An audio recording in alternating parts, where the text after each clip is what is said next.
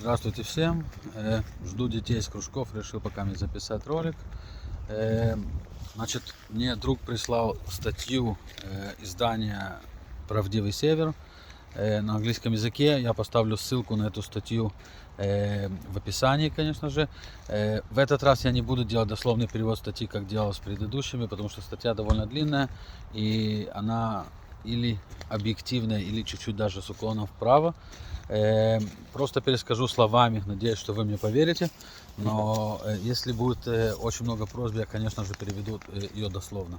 Значит, перед тем, как говорить о статье, напомню, что в Канаде существует несколько уровней полиции. Есть муниципалитетные провинции обычно в столицах провинций, которые охватывают, у которых полномочий на муниципалитет и приближающие к нему округи, близкие округи.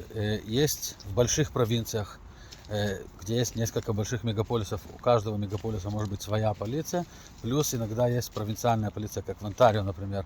У них есть полиция Торонто, есть полиция Оттавы отдельно, и есть провинциальная полиция.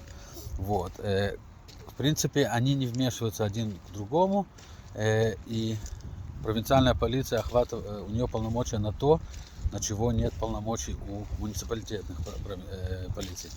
Есть федеральная полиция. Федеральная полиция, она на всю Канаду, она в принципе не имеет права вмешиваться в полномочия местной полиции и охватывает то, на что местной полиции не хватает средств, полномочий и так далее. Вот. Так вот, есть федеральная полиция. Статья приносит цитаты комиссара федеральной полиции, которая высказывалась немало насчет протеста. Значит, цитаты именно из ее высказываний, как они провернуты и перевернуты в плане того, что в какую сторону смотреть. Опять же, я не уверен, насколько объективно это издание, думаю, что оно чуть с уклоном вправо.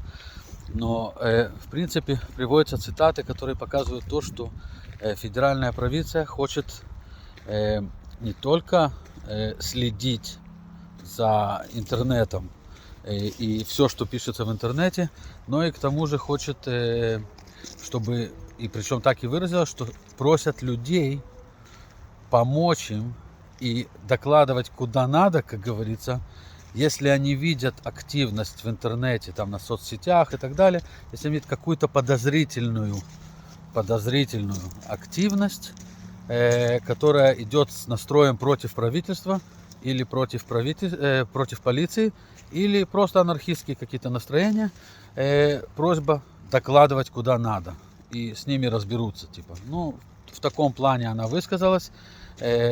Опять же, хочу напомнить, прошлым летом, вернее, подавался законопроект, ну, конечно же, от партии товарища Труда, Bill C-36 называется.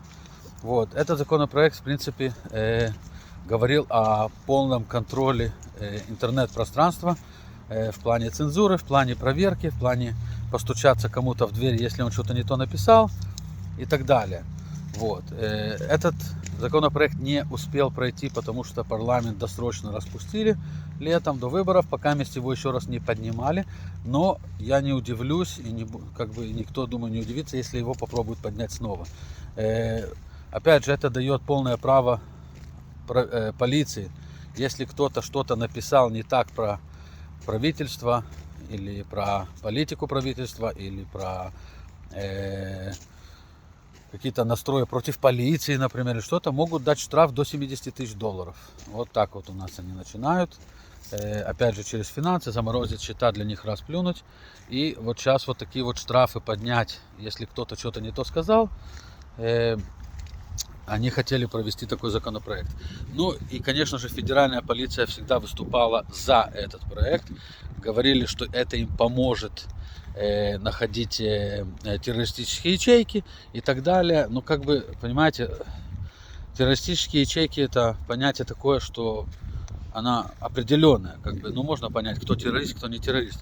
Но если кто-то, например, напишет, что вот я, например, в Твиттере тоже написал, что Трудо на сегодняшний день ведет себя, в принципе, как в нацистской Германии, когда пришла к власти социал-демократическая партия с Гитлером.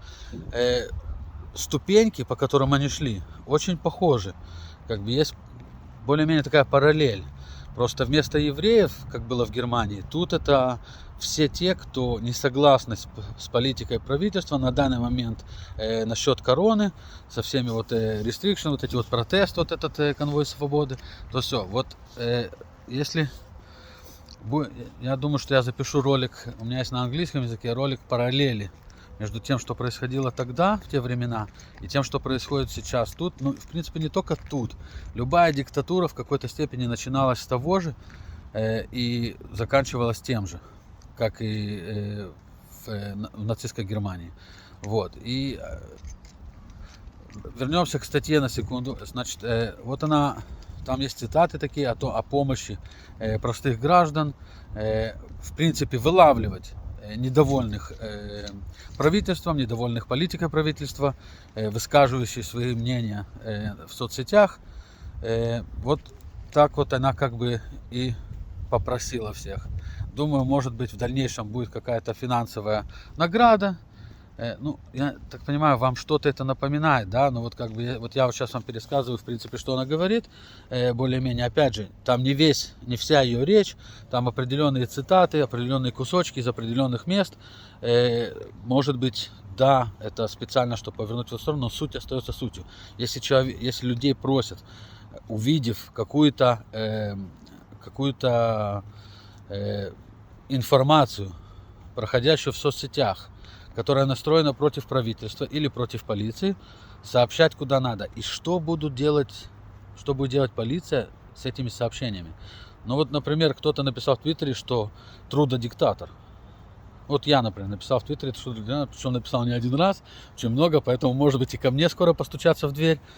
Вот. Ну вот, например, написал, что Трудо диктатор, да. Ну, в принципе, в Канаде демократия и свобода слова. Покуда я не призываю людей, а я не призываю людей взять оружие и идти воевать, и устраивать гражданскую войну, что я считаю, это просто, ну не хочется ни кровопролития, действительно, не хочется ничего такого. И я надеюсь, что до этого никогда не дойдет. Ни в одной стране, не только тут, в Канаде, но и ни в одной стране, потому что обычно погибают невиновные. Чаще всего погибают невиновные. Поэтому гражданской войны точно не хочется. Вот. Поэтому я к этому никогда призывать не буду и никогда не буду агитировать людей за это. Но вот даже если я просто скажу, что Трудо диктатор и что надо с этим, например, бороться на соцсетях, открывать людям глаза, агитировать, рассказывать и так далее, если бы прошел вот этот законопроект Bill C-36, я думаю, что мне могли бы спокойненько постучаться в дверь и дать или до $70 тысяч штраф, или даже тюремное заключение, как указывал законопроект. Вот. И сейчас, опять же, вот этот комиссар федеральной полиции выступила, в принципе, опять же, тянет в ту же самую сторону, как и этот законопроект, и хочет полный контроль в интернете, в соцсетях, чтобы ей разрешили принимать меры по поводу любого, кто недоволен правительством. Сейчас есть чрезвычайный акт, вот этот в Канаде, в 7-й день. Сегодня будет голосование в 8 часов вечера по времени Торонто. У нас это будет 9 вечера. В Канаде есть несколько часовых поясов, очень большая страна, с очень маленьким населением. Тут земли больше, чем в Америке, а живет в 10 раз меньше, чем в Америке людей. И это легально. Нелегальных в Америке еще больше. Но дело не в этом. Вот. Значит, в принципе, вот такая вот идет затея в плане порабощения свободы слова, чтобы вообще сегодня, на сегодняшний день, вот опять же, казалось бы, все демонстрации, в принципе, в Оттаве, везде, они закончились, их разогнали. И казалось бы, ну окей, ты сделал этот акт, ввел, разогнал все эти вот блокады, раскидал всех демонстрантов, зачем тебе продолжать? Но, несмотря на это, он хочет продолжить этот акт труда до середины марта хотя бы. Вот 30 дней. Для этого ему надо поддержка голосования и поддержка большинства парламента. Для чего? Теперь, его министры, конечно же, говорят разное, что вот, да, мы разогнали демонстрантов, но они могут вернуться. Вот, да, мы разогнали, там многие из них уехали, но мы с ними еще не закончили. И нам нужно это так, чтобы продолжать преследовать, в принципе, И опять же, я это говорю, это как бы то, что я понимаю, но это так есть на самом деле. Вы можете проверить факты. Не в левой прессе, конечно, нет прессы, которая получает деньги от правительства. Например, CBC в год получает 1,2 миллиарда долларов в свой бюджет от правительства. Вот. Это канал CBC, главный канал Канады. Вот они получают 1,2 от труда. Раньше они столько не получали, а вот сейчас они получают от труда 1,2 миллиарда долларов, чтобы вести его пропаганду. Поэтому они, конечно же, ничего не напишут, но я уверен, что если вы посмотрите в соцсетях, во многих местах будет и статьи независимой прессы, и даже такие же, как я, которые будут рассказывать о фактах и показывать факты, и это все будет понятно. Вот. Значит, им нужен сейчас подтвердить этот акт еще хотя бы до середины марта, а там, как говорится, будет видно. Может, уже не надо будет вообще ничего отменять, а может быть, уже переловят всех, кто когда-либо хотел либо что-либо сказать против правительства труда и каким-то образом намекнуть на то, что его надо переизбрать или скинуть и так далее. Ну, в общем, вот это то, что происходит на сегодняшний день в Канаде. Опять же, был у меня там коммент, что когда я поставил статью про нацистское прошлое Кристи Фриланд, про ее дедушку, кем он был и что он делал, кто-то написал мне, причем, опять же, уважаю все комментарии, пожалуйста, пишите, даже если это негативный комментарий, я отвечу. Я не боюсь негативных комментариев. В принципе, опять же, у каждого человека свое мнение, и как я неоднократно заявлял, у меня мое мнение, и это то именно, что я представляю вам. Вот мне написали, что должна ли она отвечать за вину деда, как бы, и в принципе, может, она искупляет вину рода. Ну, я вот, во-первых, я всегда верю в прощение, как бы, да, прощать можно и надо. И да, то, что делал ее дед, неоднозначно говорит о том, что будет делать она. Как бы, опять же, если воспитание происходит в семье с нацистскими уклонами, то я верю, что дети, которые вырастут под этим направлением, они тоже, в принципе, могут взять это направление. Если повезет, не возьмут. Но в большей части, я думаю, что если их выращивали нацисты, они наверняка, идеи у них тоже в ту сторону. Но главное же не в этом, главное в том, что одно дело иметь идею, другое дело что-то с этим делать. Но опять же, судя по тому, что сегодня происходит в Канаде, и Кристи Фриланд занимает не последнее место, и про то, как посылается, тренируются батальоны, связанные с неонацистами и так далее, как бы, ну, тяжело сказать, что она пытается искупить вину рода. Вот пыталась бы она искупить вину рода, она бы, наверное, все-таки сказала своему премьер-министру, что слушай, может, мы перегибаем планку? Мой дед вот так же делал, и это плохо для него закончилось. Может, не стоит так перегибать планку? Потому что в конечном итоге всегда когда-нибудь терпение лопнет у людей. Но человека невозможно посадить в клетку навсегда. Вот. И опять же, сейчас начинаются вот эти вот политические репрессии, поэтому как бы очень напоминает, опять же, у меня есть ролик параллели с тем, что происходило тогда, и с тем, что происходит сейчас.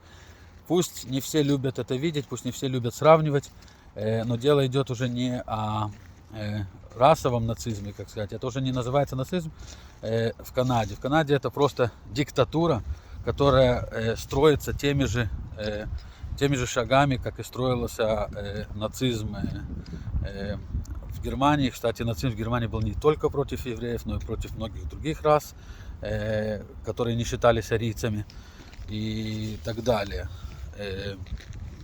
Вот. Даже украинцы, которые помогали нацистам, они все равно не считались арийцами, они считались помощниками. Это была не главная раса, это была второстепенная раса.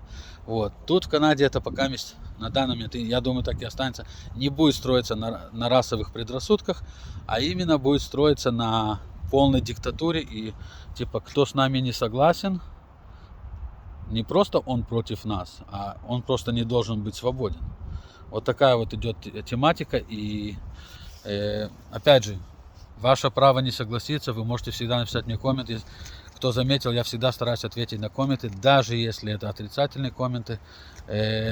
Прошу только быть достаточно культурными, без обзываний. Можно провести дискуссию. можно как бы просто пообщаться, даже в комментариях, но не обязательно спускаться до того, чтобы кого-то обзывать кем-то или чем-то таким. Вот. Так что прошу без этого, но простые, если будут комменты, которые не согласны с моим мнением, я всегда буду рад на них ответить. Ну, вот, пожалуй, то, что я хотел сказать. Опять же, ссылку на статью поставлю в описании. Если очень надо полный перевод, нет проблем, я сделаю, возьмет чуть-чуть времени, но я обязательно поставлю ролик с полным дословным переводом этой статьи, если вам так очень интересно. А если верите тому, что я прочитал и пересказываю, то, в принципе, может быть и так нормально. Я рассказал действительно очень вкратце, потому что важно было передать суть. А статья довольно-таки длинная, так что судите сами. Вот, там есть очень красивая фотография, кстати, шефа полиции. Не нацистского вида, но видно, что женщина любит силу, как бы любит, когда у нее много власти. Вот, даже по ней. И так как она говорила, я видел интервью с ней, когда она разогнала блокаду одного из пограничных постов. Ну, у нее просто та же самая тематика, как у Труда. Нарциссизм и любви. О любви власти там сразу все видно, как бы понятно. Ну вот так как-то, удачи. И буду на связи, я думаю, после того, как проголосуют, хотя ничего хорошего я не ожидаю. Хотя, может быть, остались еще в Канаде нормальные депутаты, которые даже принадлежат к либеральной партии и НДП, которые все-таки могут одуматься и сказать: ребята, мы идем в диктатуру, и неважно, кто премьер-министр, нам лучше туда не идти. Вот так вот.